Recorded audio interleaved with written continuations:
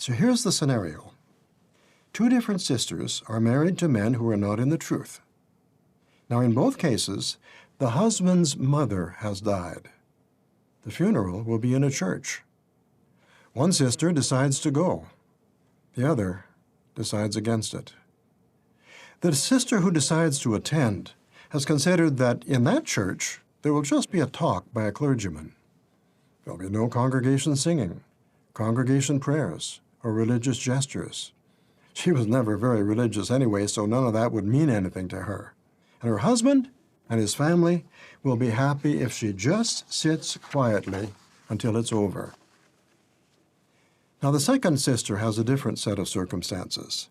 The service in that church involves participation by the congregation. She used to be an active member of that church, and she's afraid she'll do something she'll regret. Her husband's family get very emotional at funerals, and they're likely to make a scene if she doesn't participate. So, she respectfully tells her husband that her attendance could cause him embarrassment and declines to attend. You can see that each situation is different.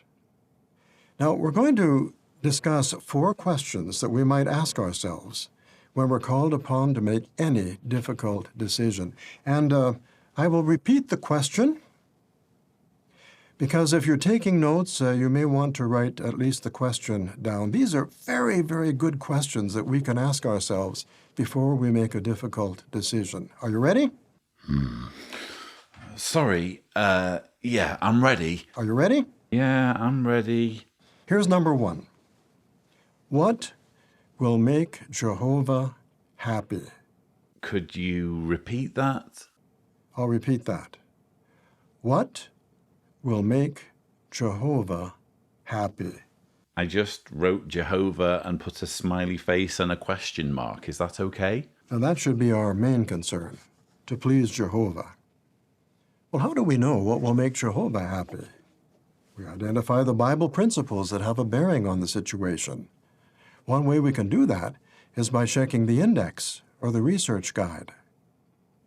What are some scriptural principles a sister who's married to an unbeliever might consider when deciding whether to attend a funeral in a church? Can you think of some? What about 1 Peter 3, verse 1? Wives, be in subjection to your husbands. Jehovah is pleased when a Christian woman respects her husband, whether he's in the truth or not. But a wife's subjection is relative. She's dedicated to Jehovah, not to her husband. She's dedicated to Jehovah, not to her husband. So that's 1 Peter 3:1. What about Isaiah 52 and verse 11?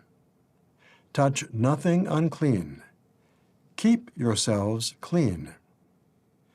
Under the Mosaic law, if someone so much as touched something unclean, he became unclean.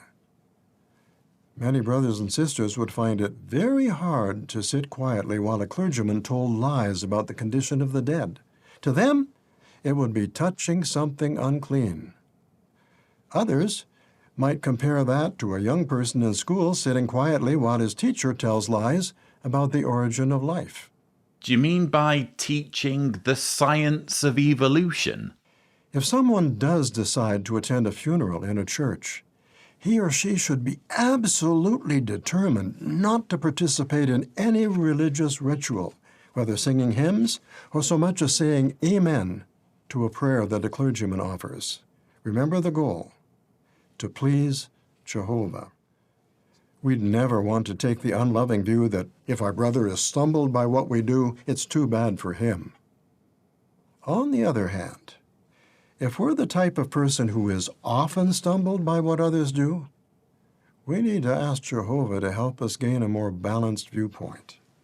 Thank you, David Splane, for that tedious, rambling, long-winded example of just how complicated life can be in the Jehovah's Witness religion, a religion in which almost anything can be a cause of stumbling to almost anyone, and there are any number of permutations to even a decision as simple as, should I go to a funeral or not? Thanks for just putting your cards on the table. Bearing in mind, again, there are outsiders watching this.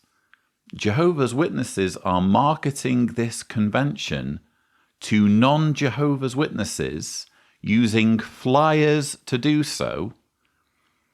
What's going to be going through your mind if you're sitting through this ridiculous talk, or this ridiculous part of David Splane's talk, which is, frankly, mentally masturbating over every permutation of what happens at a non-Jehovah's Witness funeral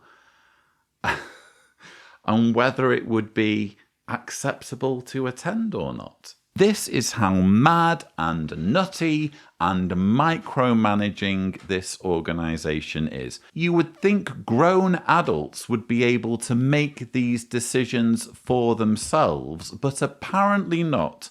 Apparently, in the year 2022, one of the things Jehovah's Witnesses most desperately need to hear in their annual convention, their Pursue Peace convention, is a rambling lecture on the do's and don'ts of attending funerals in churches.